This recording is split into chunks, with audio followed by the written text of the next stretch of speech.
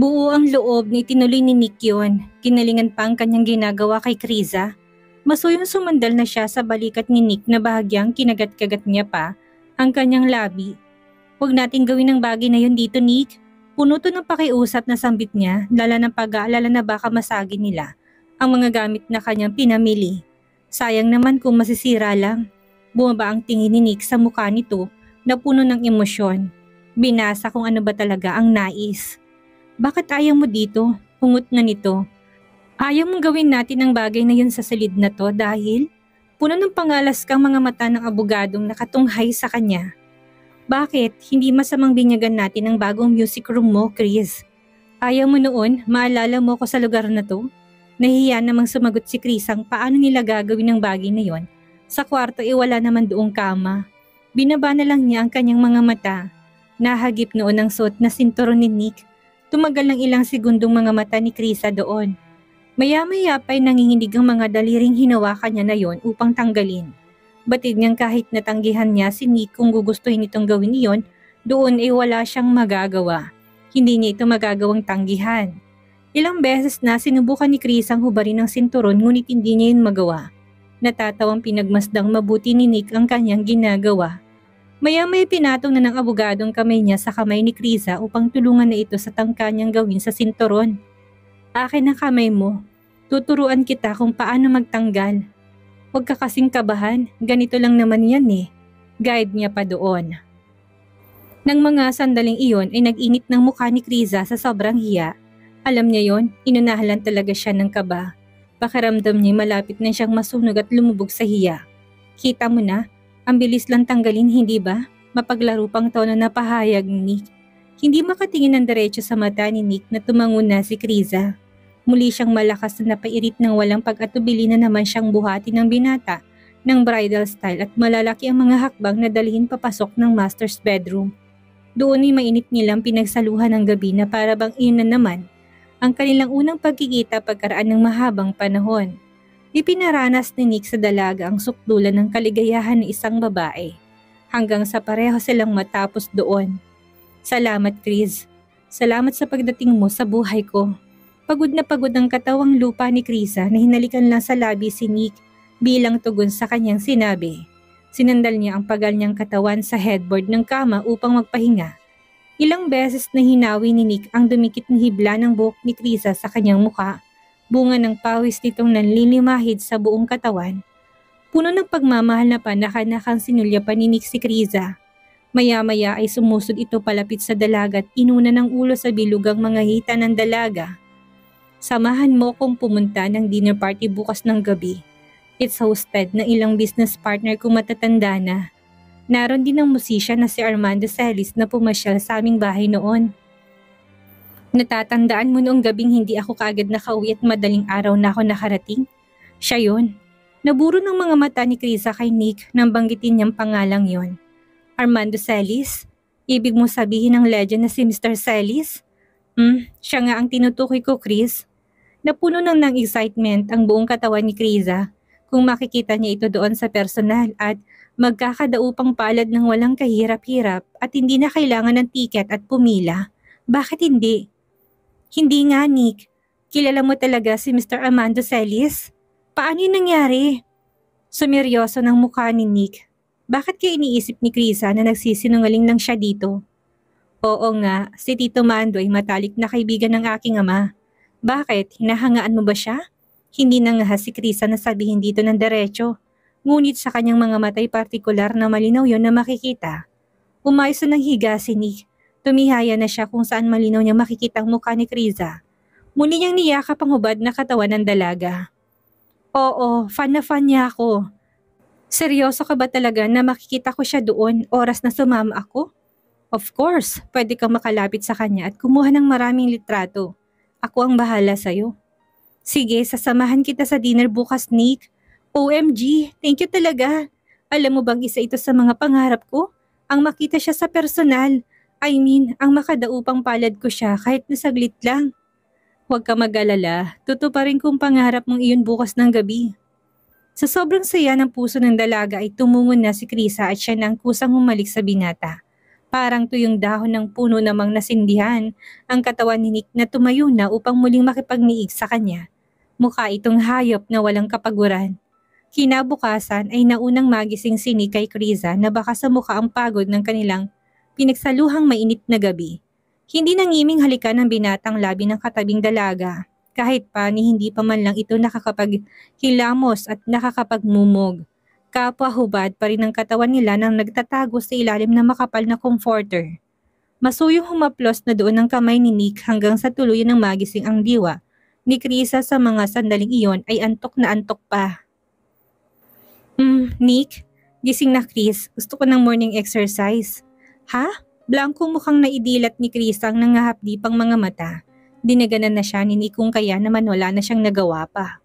Kapwa ng laki ang kanilang mga mata nang may marinig na ingay sa labas ng silid mula sa naglilinis na katulong ng abogado. Si Manang Esperanza. Hayaan mo siya, hindi naman yun papasok dahil alam niyang nandito ako. At natutulog pa tayo. Hindi pa ako naliligo. Ayos lang yan, sabay na lang tayong maligo pagkatapos. Hirit pa ni Nick kay Kriza, hinayaan na lang siya ng dalaga. Batid niya naman na kasing wala na siyang lusot kahit na tumanggi pa. Lalo ng mga sandaling iyon na walang kahirap-hirap na namang naipasok ng binatang sandatan niya. Makakatanggi pa ba ako sa iyo niyan, Attorney Bentacourt? Pagaklang na natawa si Nick na muli na namang sinibasib ng halikang labi ng babaeng kanyang kaniig. Nang matapos ay kapwa hinihingal silang bumagsak ng kama na parang normal na lang ang ginagawa nila. Saglit silang natitigan ng kapwa kinakapos sa paghinga. Maya-maya pa'y kusa na nag-iwas ng tingin si Kriza sa binata. Dala ng pagkahiya, ganun din ang ginawa ni Nick. Ngunit maya-maya binalik niya na yon sa mukha ng dalaga at malalim na tinitigan ng mukha ng katabing dalaga na nasa gilid lang niya. Isiniksik niya pa ang katawan dito na animo ay sobrang ginaw na ginaw kahit nanlilimahid sa pawis. Chris, gusto mo na bang bigyan ko si Manang Esperanza ng ilang buwang bakasyon para tayong dalawa lang ang nandito? Makahulugang tanong ni Nick sa yakap niyang dalaga. Naisip niyang baka dahil sa maid ay nahiya si Krisa sa kanilang ginagawa. Hindi yan makakatanggi kapag sinabi ko sa kanya. Nilingon na siya ni Krisa, puno ng pagtataka ang kanyang mga mata. Anong kalokohan na naman ang naisipan ng abogado? Wala naman siyang sinabi na abala ang katulong na ito sa kanila. Pinagsabihan niya lang din naman ito tungkol dito pero hindi ibig sabihin noon ay kailangan nilang alisin to sa landas nila. Anong ibig mo sabihin? Bibigyan mo siya ng bakasyon para lang sa bagay na yon? Oo, ayaw mo nun? Magagawa na natin ang lahat ng gusto natin kapag tayong dalawa lang dito sa penthouse. Walang storbo. Wala kang ibang aalalahanin. Kumbaga, mabibigay todo mo ng lahat. Bakit? Ngayon ba hindi? Nagagawa din naman natin gawin yun kahit nandito siya, di ba? Hindi gusto ni Chris ang ideyang iyon dahil ibig sabihin ay mawawalan ng trabaho ang matanda. Paano pala kung kailangan ito ng pera? Paano pala kung may pinaglalaanan to ng sasahurin niya? Mauudlot pa yon nang dahil lang sa walang kwentang plano ni Nick. Hindi siya papayag dahil alam niyang ganong sitwasyon. Ang ganong pakiramdam. Hindi niya hihilingin ang bagay na yon sa kasamang abogado. Oo pero, hindi mo na siya kailangang pagbakasyonin. Okay na sa akin yung ganito. Okay ka rin naman eh. Sure, sabihin mo lang sa akin. Nagagawa mo pa rin naman ang gusto mo kahit pagbawalan kita. Natatawang saad na ni Kriza. Upang pag-aani ng tensyon ng kanyang nararamdaman, pagaksyang tumawa na makita niyang namula ng magkabilang tenga ng binata. Kaya hayaan mo na si Manang Esperanza, okay? Hinawakan na ni Nick ang isang kamay ni Kriza. Sinalikop yon sa malaki niyang palad. Pinabayaan ng dalaga kung anong ginagawa doon ng binata. Pinakiramdaman na tinignan lang siya nito. Mahina siyang napahagikik nang tumagilid si Nick at yumakap na naman sa kanyang katawan na patapa. Hindi niya alam kung saan humuhugot ng lakas ng katawan ng binata at ganito na lamang to kabilis na mag-init. Siyempre, masarap naman yon kaya matatanggihan mo pa ba? Parang sirang sambit ni Nick na pumikit. Sa labas ng silid ay tahimik na abala si Manang Esperanza sa mga gawaing bahay na nakasanayan niya na. Nakailang beses siyang sulyap sa pintuan ng master's bedroom. Nakita niya kasing naroon ang sapatos ng amo niyang attorney kaya malamang ay naroon ito't wala sa kanyang trabaho. Bumitak ang masayang ngiti sa kanyang labi nang dumaan ng mainit na tagpo sa kanyang balintataw. na maaring ginagawa ng abogado at ng dalaga nitong kasama sa loob ng kwarto. Namula ng mukha ng matanda nang dahil dito. Sana talaga sila na lang dalawa hanggang sa huli. Naku, bagay na bagay ang dalawang yon. Nakikinita ko namang gustong-gusto nilang bawat isa. Kaya malamang panghabang buhay ng pagsasama nila. Sa loob ng kwarto'y muling nakatulog ang dalawa na halatang kulang pa sa tulog dahil sa maagang paggising ni Nick. Hindi alintanang kawalan ng saplot ng kanilang katawan. Ang mahalagay nakabalot yon sa makapal na comforter. Maingat na tumayo na si Nick at tinungo ang banyo upang maligo nang maalimpungatan at makita kung anong oras na. Kailangan niyang magtungo sa opisina. Marami pang trabaho naghihintay sa kanya doon. Nagpalit siya ng isang set ng malinis na damit at naglakad na patungo sa malaking kama habang tinatali ang kanyang kurbata sa leeg. Hindi pa man maayos ang kabit noon ay umupo na siya upang halikan ng salabi at pisngi niya si Krisa na mabilis na doong nagising. Bago ko makalimutan, mamili ka na lang ng damit mamaya kapag nalugaran. Yun ang isusot mo sa dinner. Alam mo na kung alin ang pipiliin mo. Tandaan mo na harap ka sa idol mong si Mr. Silas. Mabilis na bumangon si Krisa, parang robot na umahon ng kama. Sige, ako nang bahala. Napatdaan ang mga mata ni Krisa sa hindi pa maayos na necktie ng abogado. Lapit ka sa akin, Nick. Ayusin kong necktie mo. Hindi pa naman yan maayos, oh. Hindi na doon nagreklamo si Nick na sinunod na lang ang gusto ng dalaga. Tahimik na siyang lumapit. Salamat, Chris. Maluwag ang suot na damit ni Krisa kung kaya naman, bakat na bakat ang magandang hubog ng katawan nito sa manipis na telang pantulog niya. Hindi lang yon, maging ang kanyang nipples na tayong-tayo'y kitang-kita ng mga mata ng binata. Sunod-sunod na napalunok ng laway si Nick. Parang hindi na naman niya kayang kontrolin ang sarili na inunahan ng matinding pagnanasa na naman sa katawan ng dalagang kaharap niya. Hindi pa naging sapat sa kanyang kulang na lang ay durugin niya to. Hindi noon nagawang pawiin ang kasabikan niya sa laman. Sa ibang babae naman hindi siya ganon, bukod tanging kay Krisa lang siya nababaliw at nagkakaganon. Walang ano-ano'y parang may sariling buhay ng kanyang dalawang kamay na dinakmang malusog nitong dibdib. Bahagyang nagulat doon si Krisa, kulang na lang yung mapapaungol siya at mapapikit ng marahan na yung pinisil-pisil ng binata. Napapikit na siya nang maramdamang natigilan si Krisa sa ginagawa. Maras na siyang napabuntong hininga upang supili ng bakbakan na naman ng dalaga. Naninigas na naman kasing kanyang sandata bilang response sa kung anumang ginagawa ng kanyang dalawang palad na kailangan niyang pigilan at pakalmahin na muna. Makinig ka sa akin, Chris. Huwag mong baliwalain ang mga sinasabi ko. May mga dress pa naman akong bagong hindi ko pa nagagawang suotin. Kahit isang beses, Nick. Naku, hindi yun pwede. Gusto kong bumili ka na mas mamahalin at mas bagay sa katawan mo. Hindi naman na yung kailangan. Dinin paninik ang kanyang sarili sa katawan ni Krisa kahit tapos na itong ayusin ang necktie niya. Hindi naman nagreklamo doon ng dalaga ni yumakap pa. Hinayaan na lang ito sa kanyang ginagawa. Huwag na pala, huwag ka nang lumabas. Iutos ko na lang sa aking sekretary at ipapadala na lang dito. Naramdaman ni Krisa na bahagyang nainis sa kanya si Nick sa pagiging makitid ng kanyang pag-iisip about sa damit. Siyempre, importante nga pala ditong magiging dinner party kaya baka kaya nais nitong siguraduhin na presentable ang magiging ayos at bihis niya dahil kasama siya dito. Marahil ay iniisip din itong siya na nga ang pinapaboran sa lahat ay siya patong patuloy na nag-iinarte. Hindi man tahas ang aminin niyo ng abogado.